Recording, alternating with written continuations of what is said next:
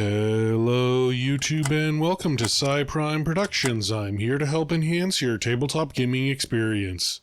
If you're new to this channel, I primarily cover Paizo tabletop role-playing games like Pathfinder and Starfinder. But today I'm going to be talking about something that you can use for Pathfinder or Dungeons & Dragons. Actually, a lot of this video will be pretty system agnostic. I'm going to be specifically calling out Pathfinder and Dungeons & Dragons terminology, but a lot of this video can be used for other systems like Daggerheart, GURPS, DC-20, you name it. So has this happened to you? Your campaign has finally finished up and you and your players want to get ready for your next game, but there's an issue. They feel like the typical fantasy Europe-style campaign is played out and want to try something new, but not too new. They quickly shoot down ideas for sailing ships in space or a modern-day setting. What's a GM to do? Well, I'd like to suggest a Bronze Age setting. It's at once both familiar and new, a mix of stuff people will recognize and stuff that they won't. So let's dive into how to make a Bronze Age setting for TTRPGs like D&D or Pathfinder. Before we get started though, I must remind you to tell your players what you plan to do and make sure that they are all on board with it. A Bronze Age campaign will involve limiting some character options and not every player will be down for that. Also, I'm going to be putting my money where my mouth is, so to speak, and actually running a Bronze Age one-shot with several other YouTuber Pathfinders. The information is going to be put on screen now. We are aiming for a date of July 25th, 2025, and this will be over on Swing Ripper's channel. Go check it out. So I'm going to break this video down into sections. Firstly, I'll answer the question, what is the Bronze Age? Then I'll talk about themes and plot ideas for a Bronze Age campaign. Finally, I'll talk about some restrictions you might want to put in place and some house rules you may want to add for a Bronze Age game. Real quick before we get started, am I qualified to talk about this? Well, yes, actually. I have an undergraduate degree in anthropology. I've actually professionally studied this stuff. Now, does this mean I can't make mistakes? No, of course not. I'll probably make a mistake or two in this video, but I do at least have a solid background. So starting off, what is the Bronze Age? Well, humanity, that is to say real-life humanity, has gone through a series of ages. The exact number varies based on how fine you want to split hairs, but basically we start with lithic ages. This is when the best technology humanity had was rock and stick. Now, don't make a mistake, lithic technology was more advanced than you think. There were skills like Flintknapping, which is breaking apart certain rocks to make weapons and tools like arrowheads. That's actually a technical skill and it is very difficult to master. I had to take a class on it and everything. After the lithic ages comes the Chalcolithic age, which is when humanity starts figuring out how to mine and smelt copper. Now, copper is a pretty soft metal, so people quickly learn to mix molten copper with other things like tin to create the alloy bronze. Bronze is much stronger and tougher than copper and quickly becomes the default go-to material for anything people need to make. Thus we enter the Bronze Age. Now you might ask why humanity didn't use iron, and here's the thing. Iron by itself kinda sucks for making tools. It's heavy, rusts easily, and is brittle. Anyone who's handled a cast iron frying pan kinda knows this. So it's not until humanity discovers how to make the iron alloy steel thousands of years later that we kinda leave bronze behind. Now, yes, people did use iron in the Bronze Age a bit. Remember, this is all much more complicated than I'm letting on. This is just a crash course in history. But in general, pure iron rusts and is too heavy and brittle to be a replacement for bronze. So, yeah, the Bronze Age is when people had figured out how to use bronze. I cannot stress enough what a big deal this was in human history. Bronze allowed people to chop down trees, allowing people to clear areas for planting crops. I'm talking mass agriculture for the first time, not the small-scale horticulture that people had beforehand. It also allowed people to harvest crops far faster, as you didn't have to stop and make multiple stone tools every day just to do one day's worth of work. Better and faster farming also leads to both bigger cities and the invention of new professions. You see, bronze allowed for the creation of small, precise, and durable tools, which allows for weaving and pottery to really take off. Of course, people had weaving and pottery before this, but the advent of bronze really made it much more affordable and accessible. And there's a million other things I'm not mentioning, but the major takeaway is that with all of this new stuff, cities became more and more viable. With people making more food in less time, that frees up others to become full-time weavers, bronzesmiths, potters, the list goes on. These are professions which don't need as much space as farmers and benefit from people being closer together, thus cities. And of course, with more people comes more governance, which means people basically had to invent writing just to be able to keep track of taxes. Yeah, there's pretty solid evidence that whenever writing is invented around the world, it's because people needed to keep track of taxes. And all of this was due in large part because of the advances we made with bronze. Now, technically, the term Bronze Age refers to any given time period when that part of the world was predominantly using bronze. But when most people say Bronze Age, they're talking about one specific time period and one specific location. The Bronze Age of the Mediterranean lasted from roughly 3300 BCE to 1200 BCE, a span of roughly 2100 years. And it gave us some of the great old civilizations. Some of the original Egyptian pyramids, the ones that are still standing today, were built during this time. Other civilizations included the Babylonians, the Hittites, the Minoans, the Mycenaeans, the Assyrians. You know that story of the Iliad and the Odyssey about the siege of Troy and the ride home? Well, the story is a myth, but Troy was one of these Bronze Age civilizations. This is a time with limited technology, yes, but also a time of a lot of growth. Literacy was not only being invented, but also being spread to many other scholars. Religions were being codified and written down, as were secular laws. For the first time, maybe ever, entire generations of people could have specialized jobs instead of just doing subsistence farming or subsistence shepherding or subsistence hunting. The world was new back then. Now, the reason anthropologists like to talk about the Bronze Age of the Mediterranean is twofold. One, it was really very interesting. They had a vast international trade system going on, and I don't mean doing a little trade. I mean each country needed trade to survive levels of trade. Like, the Hittites may have needed food imported from Egypt, or they would have starved levels of trade. The other reason we talk about them is because over a period of 50 years, it all got destroyed. No one knows for sure why. Some reports suggest an unstoppable group of coastal raiders called the Sea People were responsible. The most credible theories I have seen is that the infrastructure across multiple civilizations collapsed, and because everything was designed to be a strict hierarchy with little redundancy, when you knocked off one Jenga piece, the whole system came crashing down. The Sea People may have just been unpaid mercenaries looking for food and riches that were caught up in the crunch and exacerbated the issue. So sorry for the history lesson, but how does this work into fantasy games? Well, that's easy. Making a Bronze Age themed game would be a great and fresh way to add some new themes and ideas to a campaign for your players. So, if you're running a Bronze Age campaign, what themes and plots should you be looking for? Well, firstly, a Bronze Age game should make the players feel like the world is new. There are no ancient evils tens of thousands of years old. Remember, the concept of writing is maybe 2,000 years old at most. Here's the thing though, that's not a bug, that's a feature. You know all those stories from various different media about past evils from ancient Sumeria or Babylon or whatever? This is the time that those evils are coming to power. Hey, wait a minute. Hey. Hold it.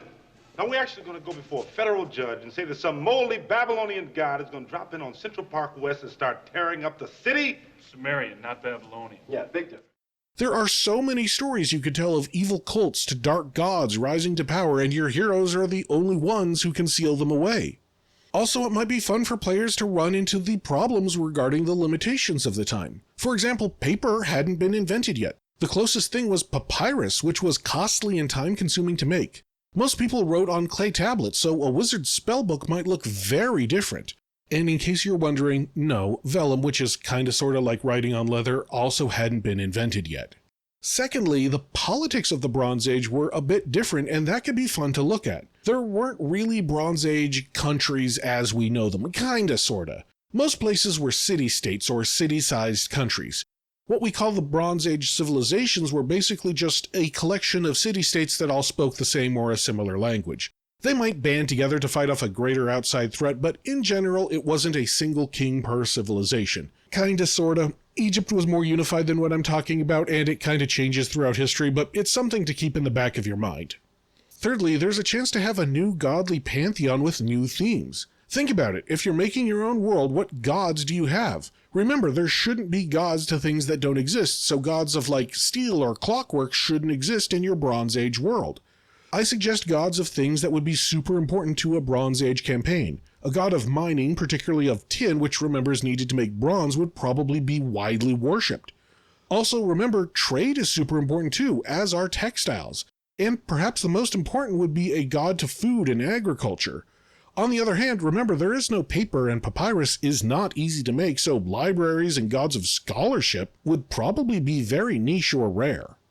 A fourth thing you could focus on is travel. There were sailing ships, but not modern sailing ships. People hadn't really figured out rigging yet, so most ships had a single large square sail and a series of workers, or more likely slaves, rowing when the wind didn't go their way. And remember, most rulers are in charge of a single city, so there likely aren't guards patrolling the roads, meaning overland travel could be dangerous. Lastly, it might be fun to set a campaign during the collapse of the Bronze Age. Maybe the sea people are actual sea people, fishmen like D&D's Sahagwin or Pathfinder's Sea Devils, who are making a concerted military push to conquer the land. Or maybe you could have an evil necromancer whose foul magics are poisoning the land, preventing crops from growing, which is causing society to collapse in that way. There's a lot of fun ideas to be had out there. But, well, the Bronze Age was a less technologically advanced age, so what would that mean from a gameplay standpoint? First things first, people hadn't bred horses large enough to ride, or at least large enough for a full-grown man in armor to ride. The pinnacle of armed conflict at this point in time were warrior charioteers, where a horse pulled a 1- or 2-man chariot. Now, they might have been able to ride other things like elephants, but just keep that in the back of your mind. As for material technology, honestly, not a whole lot needs to change. Objects made from stone, leather, or horn don't need to be changed at all. This means bows, even composite bows, spears, leather, hide armor, all of that stuff is good to go. You might need to reflavor some things, for example, studded leather might need to have hard bits of bone instead of steel, but that would likely work out just fine. As for metal items, bronze is strong, but the strength-to-weight ratio isn't as good as steel, so Bronze Age weapons were limited. There were no bronze greatswords. Bronze just couldn't handle being that big and long. Similarly, a rapier is too thin for bronze to do it well, but there were Bronze Age short swords and into what D&D and Pathfinder calls long swords. Also, there was a series of axes, from the one-handed pal stave to the two-handed epsilon axe. There's some evidence that there were early polearms like this thing, which is called a Bronze Age halberd, but I would classify it as a scythe or great pick. For armor, like I said, leather and hide are fine. There is a form of Bronze Age plate mail seen here. It looks a bit silly, but it seems to be functional. And since one could theoretically pare that down, I don't think it would be unreasonable to have Bronze Age halfplate or breastplate. Now, they didn't have the technology to do chainmail or like a chain shirt, but there are options for several different light, medium, and heavy armors.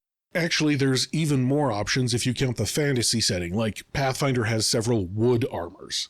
And if you're willing to do some reflavoring, you could open up more options. If D&D players really want a greatsword, you could use the South American mahuatl for inspiration, and hey, Pathfinder already has the stats for that. And Pathfinder has the stats for using dragon scale, stone, or bone armors, and it wouldn't be too hard to homebrew some rules for D&D to have the same.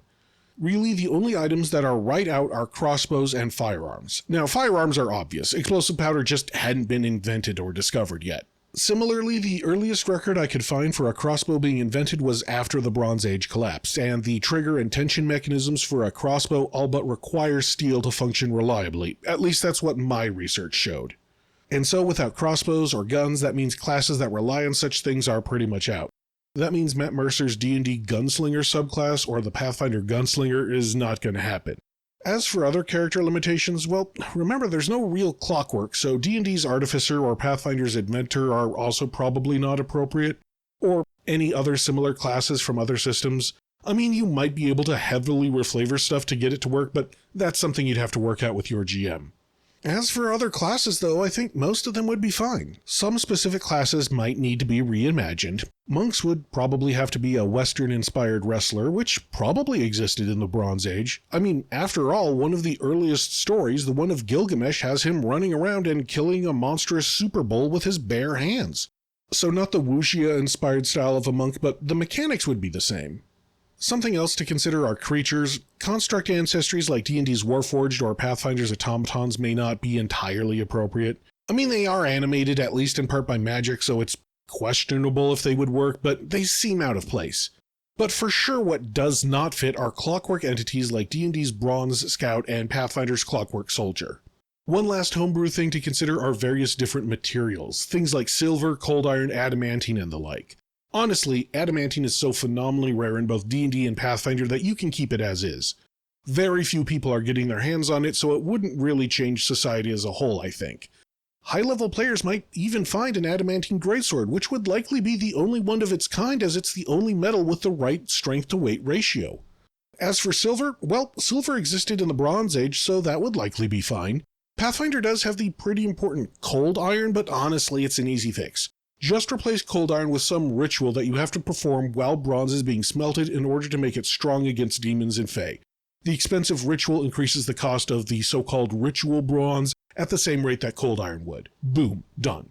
Now, something specific to Pathfinder is that I would not change the hardness of steel to bronze. Like, I would treat a bronze shield as a steel shield mechanically. I know, bronze is softer than steel, but it's more for game balance purposes than anything else. The game is kind of centered around steel having a certain hardness, but if it really bothers you, maybe reduce the hardness of bronze by like 1 as compared to steel. And there you go, that's how I would run a Bronze Age campaign for your next TTRPG. Have you run a Bronze Age game before? Let me know in the comments and let's get a conversation going. Let's just make sure to discuss things civilly. Hey, as a reminder, I have a Patreon. I'm going to try and post something fun there once a month, but honestly, it's just a way to keep this channel financially viable. Just a few bucks a month, and I'm toying with the idea of adding a raffle tier where you can request one specific video a month. Let me know what you think. And finally, make sure to like and subscribe. That tells not only me, but also YouTube that you like this kind of content and would like to see more. And until next time, thank you, good luck, and happy gaming.